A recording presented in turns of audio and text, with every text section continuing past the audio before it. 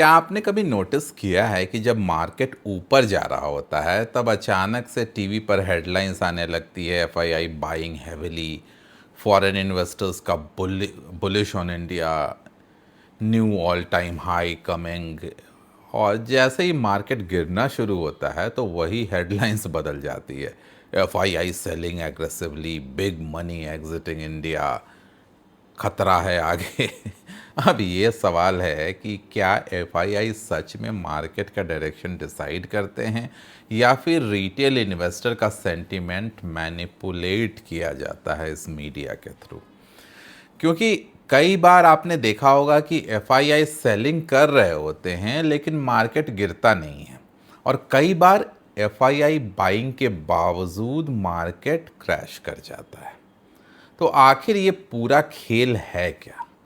आज की इस वीडियो में हम समझेंगे एफआईआई सेंटीमेंट कैसे मैनिपुलेट करते हैं रिटेल इन्वेस्टर को, और मीडिया नैरेटिव कैसे काम करती है, रिटेल इन्वेस्टर सबसे ज़्यादा फंसते कहाँ पे हैं, और स्मार्ट मनी कब चुपचाप बाइंग करता जाता है, और सबसे इम्पॉर्टेंट कि रिटेल इन्वेस्टर इस मैनिपुलेशन से बचे कैसे।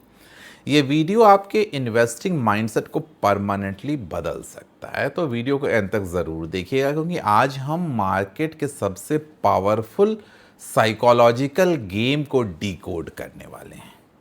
दोस्तों, मेरा नाम है सौरभ सुमन और मैं हूं आपका पर्सनल वेल्थ गाइड, और आप देख रहे हैं मेरा चैनल इन्वेस्टिंग विद सौरभ। याद दिलाना चाहूँगा, मैं एक सेबी रजिस्टर्ड इन्वेस्टमेंट एडवाइज़र नहीं हूँ, इसलिए कोई भी निवेश करने से पहले अपने वित्तीय सलाहकार की राय ज़रूर ले लें। एफआईआई आखिर होते कौन है? सबसे पहले बेसिक समझिए। एफआईआई यानी फॉरेन इंस्टीट्यूशनल इन्वेस्टर्स, मतलब foreign mutual fund, hedge fund, pension fund, global investment firms, sovereign wealth fund जैसे BlackRock, Vanguard, Morgan Stanley, Goldman सैक्स। इनके पास हज़ारों करोड़ का कैपिटल होता है।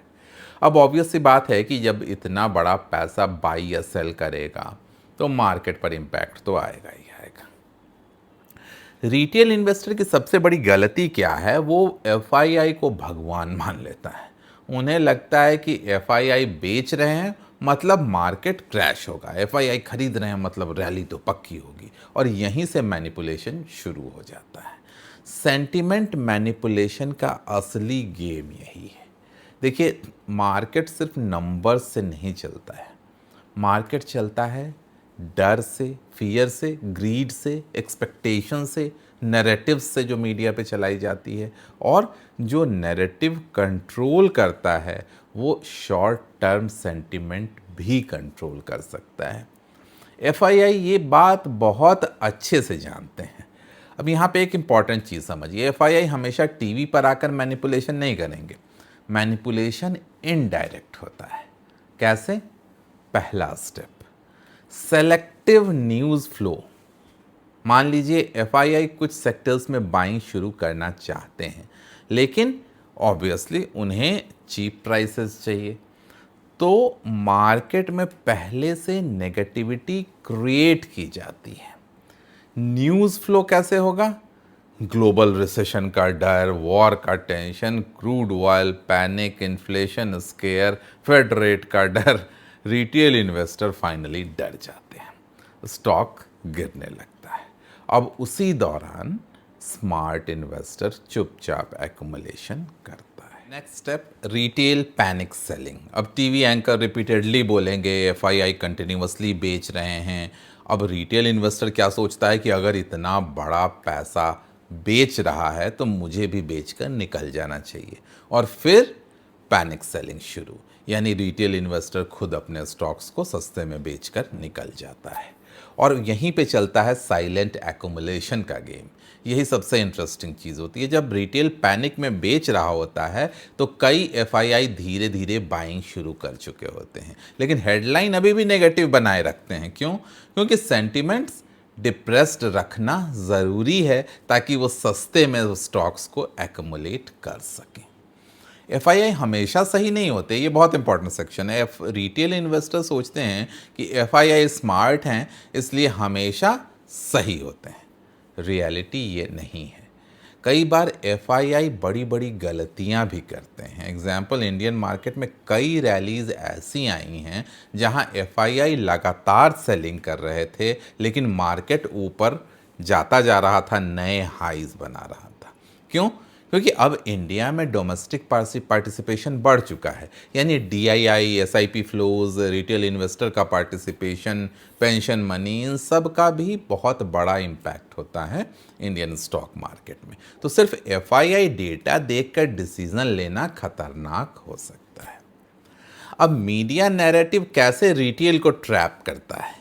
अब आते हैं सबसे खतरनाक हिस्से पे। मान लीजिए मार्केट ऑलरेडी 15-20% ऊपर जा चुका है, एफआईआई काफ़ी बाइंग पहले ही कर चुके हैं। अब अचानक से पॉजिटिव हेडलाइन शुरू हो जाती है, India growth story unstoppable, FII turns massively bullish on India, next big rally starting. अब रिटेल इन्वेस्टर को लगता है कि अब तो अपॉर्चुनिटी मिस हो जाएगी, और फोमो में हमारा रिटेल इन्वेस्टर बाइंग शुरू कर देता है। लेकिन आयरनी देखिए, कई बार इसी फेजेस में स्मार्ट इन्वेस्टर, यानी वो जो एफआईआईज हैं या बड़े बड़े निवेशक हैं, वो धीरे धीरे प्रॉफिट बुकिंग कर डालते हैं, जब हमारा रिटेल इन्वेस्टर एक्साइटमेंट में बिल्कुल पीक पे अपने पैसे झोंकता जाता है।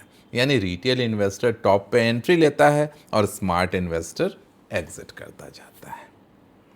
डेटा मैनिपुलेशन नहीं, इंटरप्रिटेशन मैनिपुलेशन समझिए। अब एक बहुत सटल सी चीज़ है जो मैं कहने जा रहा हूँ। कई बार डेटा गलत नहीं होते हैं, लेकिन उसका इंटरप्रिटेशन मैनिपुलेट किया जाता है। एक एग्जांपल के साथ समझाता हूँ। FII sold 3000 crore today, news है, यह हेडलाइन डरावनी लगती है, लेकिन कॉन्टेक्स्ट क्या है? क्या मार्केट ऑलरेडी 5 लाख करोड़ बढ़ा था? क्या एक्सपायरी इफेक्ट था? क्या हेजिंग एक्टिविटी थी? क्या फ्यूचर पोजीशनिंग थी? क्या बॉन्ड यील्ड्स का इम्पैक्ट था? ये कोई नहीं बताएगा। क्यों? क्योंकि fear sells faster than logic, और मीडिया वालों को ये डर बेचना है। अगर ये डर है तो ज़्यादा बिकेगा, ज़्यादा ऑडियंस में एक्साइटमेंट क्रिएट होगा। अगर आप लॉजिक समझाएंगे, जैसे मैं समझाने की कोशिश कर रहा हूँ, तो कम लोग इंटरेस्टेड होते हैं इस लॉजिक को समझने में। अब डेरिवेटिव का हिडन गेम समझिए। एडवांस लेवल मैनिपुलेशन है ये थोड़ा सा।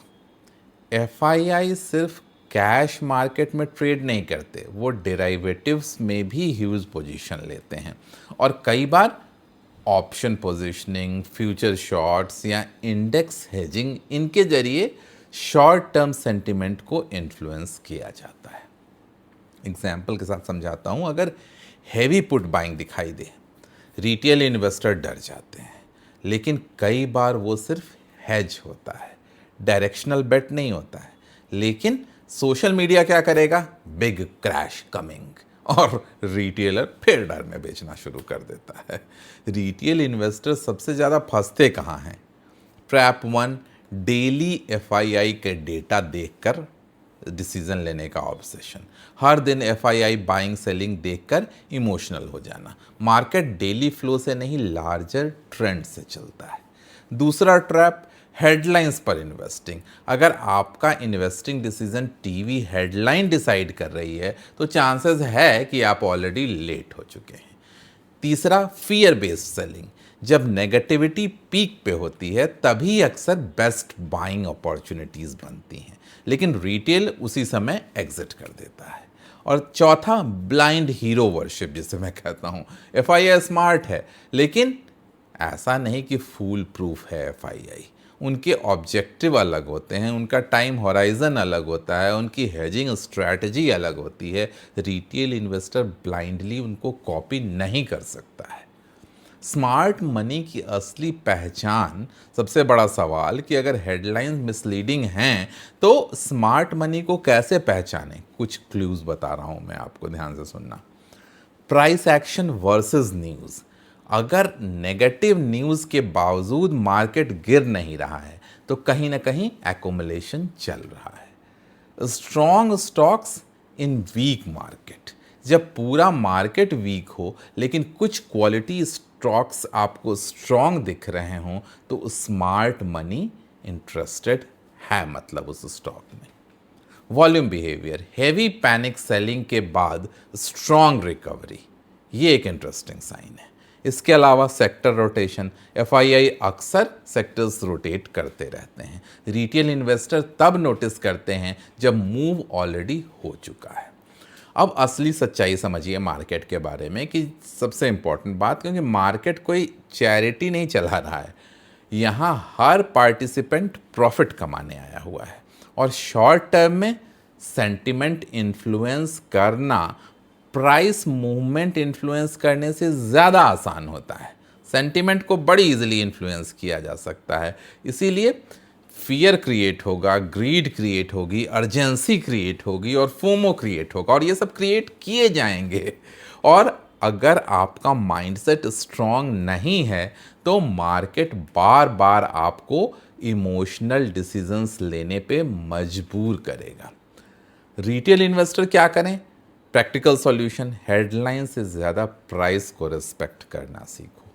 न्यूज़ टेम्पररी होती है, प्राइस एक्शन सच्चाई दिखाता है। डेली नॉइज़ को इग्नोर करो पूरी तरह।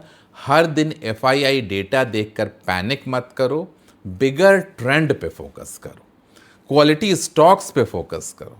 स्ट्रॉन्ग बिजनेस इवेंचुअली रिकवर करते हैं, वीक बिजनेस हेडलाइन के पीछे छिप जाते हैं। कैश मैनेजमेंट सीखो। मार्केट मैनिपुलेशन में सरवाइव वही करता है जिसके पास पेशेंस और कैश दोनों है। इमोशनल कंट्रोल ही असली हथियार है आपका। मार्केट में बिगेस्ट एज इंफॉर्मेशन नहीं, आपका माइंडसेट होता है। तो दोस्तों, आज आपने समझा कि एफआईआई सिर्फ बाइंग सेलिंग नहीं करते हैं, बल्कि मार्केट सेंटीमेंट पे भी बहुत बड़ा असर डालते हैं, इन्फ्लुएंस करते हैं। लेकिन सबसे खतरनाक चीज़ एफआईआईज नहीं है, सबसे खतरनाक चीज़ है रिटेल इन्वेस्टर का इमोशनल रिएक्शन। जब आप फियर में डिसीजन लेते हैं तब स्मार्ट मनी फ़ायदा कमा लेती है आपसे। जब आप फोमो में बाइंग करते हैं तो स्मार्ट मनी एग्जिट कर लेता है। और इसीलिए मार्केट में सरवाइव करने के लिए इंफॉर्मेशन से ज़्यादा ज़रूरी है इंटरप्रिटेशन। आप क्या मतलब निकाल रहे हो कौन से न्यूज़ का, और इंटरप्रिटेशन ही सबसे ज़्यादा ज़रूरी है आपको इमोशनल डिसिप्लिन से बिहेव करने में। अगर आपको ये स्मार्ट मनी फाइल्स की सीरीज़ पसंद आ रही है तो कमेंट करके ज़रूर बताइएगा कि एपिसोड 2 में किस टॉपिक पर मैं वीडियो लाऊं।